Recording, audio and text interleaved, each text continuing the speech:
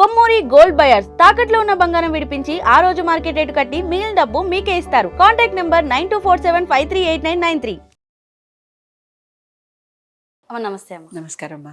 అమ్మ, మన భారతదేశంలో సనాతన ధర్మాన్ని ఆచరించడానికి కొంతవరకు చాలా మంది వెనకాడుతున్నారు. అంటే స్త్రీలు అంటే ఏదో ఒక రకంగా మనకి బొట్టు ద్వారానో ఏదంటే ఏదో ఒక ద్వారానో మనకు తెలుస్తుంది, ఓకే వీళ్ళు హిందువులు అని. కానీ పురుషుల్లో కొంచెం ఎక్కడో తగ్గినట్టు కనిపిస్తుంది అని అంటున్నారు. దీనికి మీరేమంటారు? అది నిజమే కదా, మనకు కనిపిస్తోంది. ఇంకా చీరలు కట్టుకునే ఆడవాళ్ళు, బొట్లు పెట్టుకునే ఆడవాళ్ళు, మన పద్ధతి ప్రకారం సంప్రదాయ ఆభరణాలు ధరించే ఆడవాళ్ళు అక్కడక్కడ దొరుకుతున్నారు, మనకి కనిపిస్తున్నారు. అవును, అక్కడక్కడ అనే మాట వాడుతున్నాను. ఎక్కువ మందే ఉన్నప్పటికీ ఆ మాట అంటున్నాను. ఎందుకంటే రాను రాను నశించిపోయే వేగం పెరుగుతోంది. ఆ స్పీడ్ ఎక్కువగా ఉంది, మారిపోయే స్పీడ్ ఎక్కువగా ఉంది, ఎక్కువగా ఉంటుంది. ఉంది. ప్రస్తుతం ఉన్న ధోరణి అదే అలాగే ఉంది. పురుషుల్లోనేమో ఎప్పుడో మారిపోయారు. ఇది కారణం నేను అనుకునే దాన్ని బట్టి ఏంటంటే, ఒకప్పుడు పురుషులే బయటికి వెళ్ళి జీవనోపాధి కోసం ప్రయత్నం చేసేవారు, స్త్రీలు ఇళ్లలో ఉండేవాళ్ళు. ఎప్పటి నుంచో 700 ఏళ్ల నుంచి మనం పరాయి పాలనలోనే ఉంటున్నాం కదమ్మా.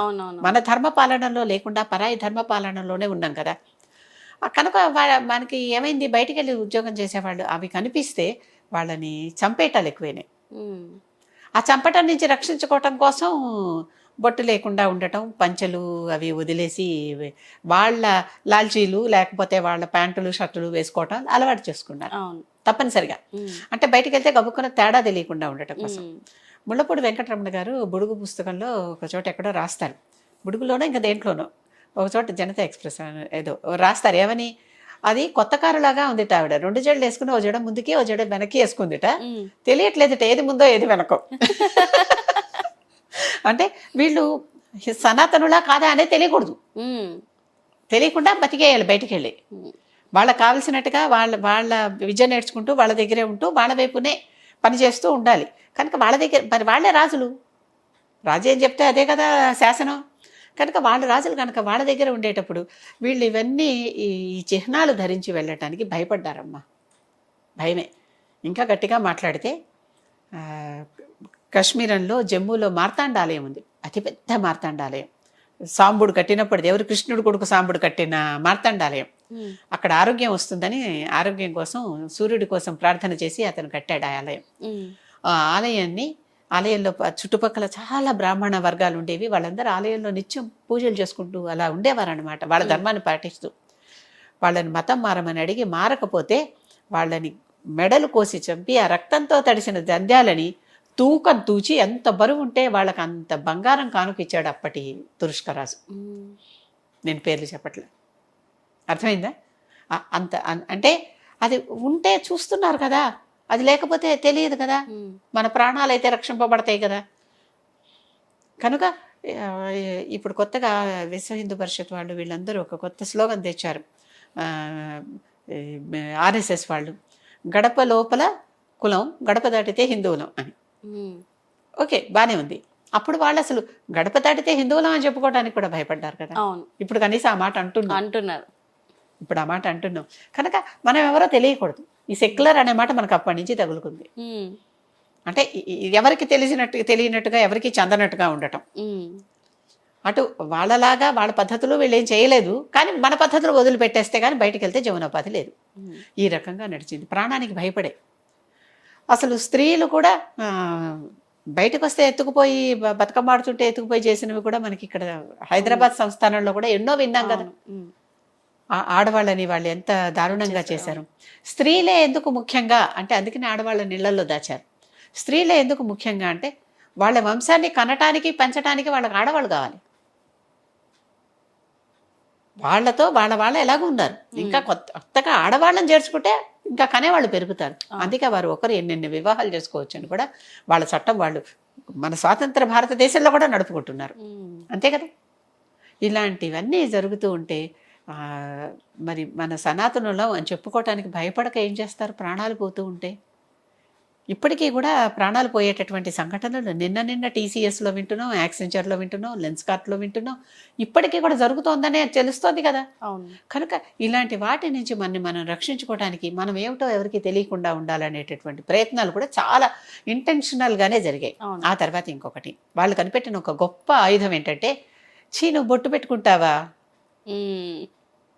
చీ ఇంకా నువ్వు మంగళసూత్రాలు వేసుకుంటావా ఏంటి, నేనైతే ఇలా జుట్టుంటే జడిప్పేసి తిరుగుతాను బాబు, నీలాగా అసహ్యంగా ఇట్లా అంటే అది తక్కువ అన్నట్లుగా గేలి చేయటం, ఎగతాళి చేయటం, కించపరచటం.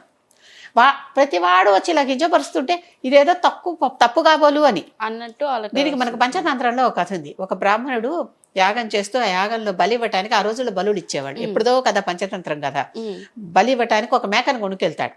కొనుకెళ్తూ ఉంటే ఈ మేకను అక్కడ బలి ఇవ్వాలి. నలుగురు అల్లరి పిల్లలు వాళ్ళు చూసి ఈ మేకను వాళ్ళు తీసుకుపోయి ఇంట్లో వండుకుందామని వాళ్ళు ప్లాన్ వేసుకున్నారు. ప్లాన్ వేసుకుని ముందర ఒకటి వచ్చి ఏంటి కుక్కను తీసుకెళ్తున్నావు అంటాడు. చీ కుక్క ఎందుకైంది, ఇది మేక అంటాడు. అనేసి కాదు కుక్కే అని వాడు వెళ్ళిపోయాడు. తర్వాత కాసేపటికి ఇంకోటి వచ్చాడు, వాడు ఇలాగే అన్నాడు. అంటే నలుగురు వచ్చి ఇలాగే అంటుంటే వీడికి అవమానం వచ్చింది, ఇదేమన్నా నేను మోసపోయానా, కుక్కని నేను మేకని తీసుకెళ్తా అంటే పదే పదే మనల్ని సిగ్గుపడుతుంటే బొట్టు పెట్టుకోవటం తప్పు కాబోలు, జడేసుకోవటం తప్పు కాబోలు, అర్థమైందా, చీరలు కట్టుకోవటం తప్పు కాబోలు అని మైండ్ సెట్ అంటే అలా 10 సార్లు అనేసరికి ఏమవుతోంది, వాడు చివరికి ఆ బ్రాహ్మణుడు పంచతంత్రంలో ఆ బ్రాహ్మణుడు ఏం చేశాడు, ఇది చీ కుక్క అని దాన్ని వదిలేశాడు. వీళ్ళు నలుగురు తీసిపోయి వండుకున్నారు. అంటే పదే పదే ఒకే మన మనసులోకి ఇంజెక్ట్ చేయటం. ఎవరైతే వీక్ మైండ్ వాళ్ళు ఉంటారు కదా వాళ్ళు పడిపోతారు. వీక్ మైండ్ వాళ్ళు పడిపోతారు. బొట్టు పెట్టుకోవడం తప్పంటే నువ్వు ఇలా ముసుగులు వేసుకోవటం తప్పు కదా అనొచ్చు కదా. అవును, వీళ్ళు అనలేకపోతున్నారు మాటకు మాట. అనే అంత చాకచక్యం లౌక్యం ఉండట్లా, ధైర్యం ఉండట్లా. అన్న వాళ్ళ తర్వాత ఇంకో రకంగా టార్గెట్ చేస్తారు, ఇట్లా అన్న వాళ్ళని ఇంకో రకంగా టార్గెట్ చేస్తారు. అన్ని టార్గెట్స్కి మనం తట్టుకొని నిలబడాల్సిందే అన్నట్లుగా తయారవుతుంది ప్రపంచం. అట్లా అయిపోయింది. ఈ రకంగా ఉండే వాళ్ళ నిజంగానే చూస్తే ఇప్పుడు సగం యూరప్ నాశనం అయిపోయింది. తీరా చూస్తూనే నెమ్మదిగా అమెరికా కూడా అదే లైన్లో వెళ్తోంది. వీళ్ళందరూ సెక్యులర్ అనో నాస్తిక అనో బురఖాలు వేసుకుని లోపల క్రైస్తవులు తురుష్కులు, సనాతన విరోధులు చాలా మంది ఇలాగే తయారవుతున్నారమ్మా. ఆ బురఖాలు ఉంటాయి. అలాంటి వారి నుంచి మనం ఎంత కాపాడుకోవాలి. అందుకనే స్త్రీలని ఒక ధనంలాగా భావించి మన దగ్గర పెద్ద గొప్ప ఖరీదు చేసేటటువంటి విలువైన మాణిక్యమో లేకపోతే ఒక పెద్ద బోల్డంత బరువైన బంగారు నగో ఉందనుకో, జాగ్రత్తగా లోపల పెట్టుకుంటావా, గుమ్మం మీద ఫ్యాషన్కి అందరికీ చూపించడానికి బయటకు వెళ్ళడేస్తావా?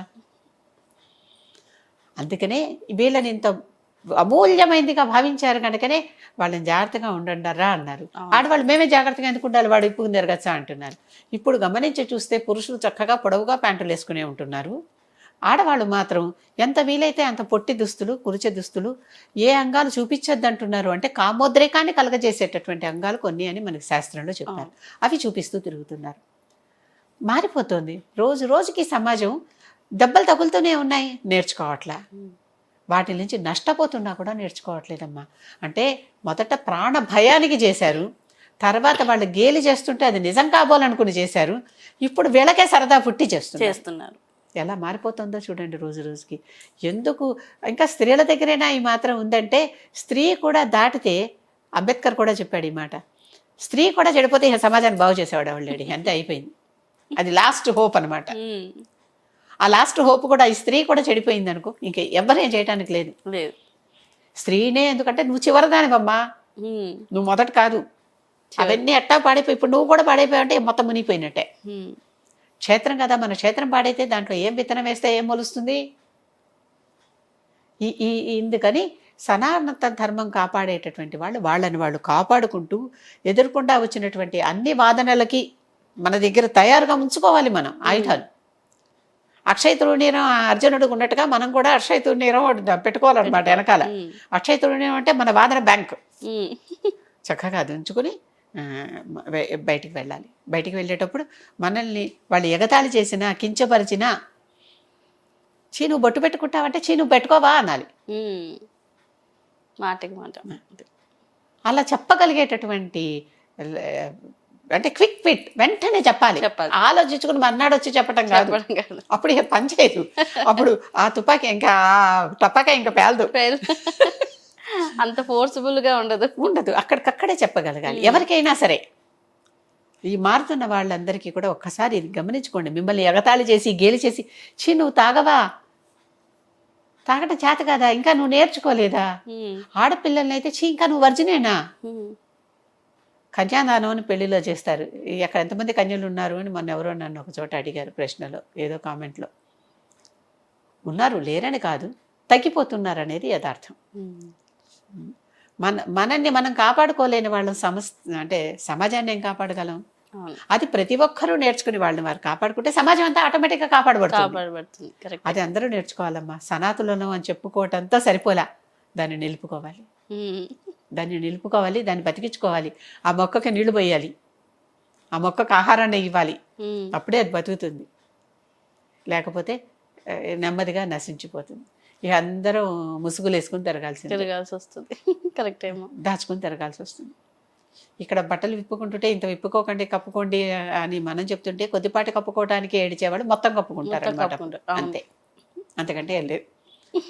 ఓకే అమ్మా, నిజంగానే చాలా చక్కగా తెలియజేశారు. Thank you so much.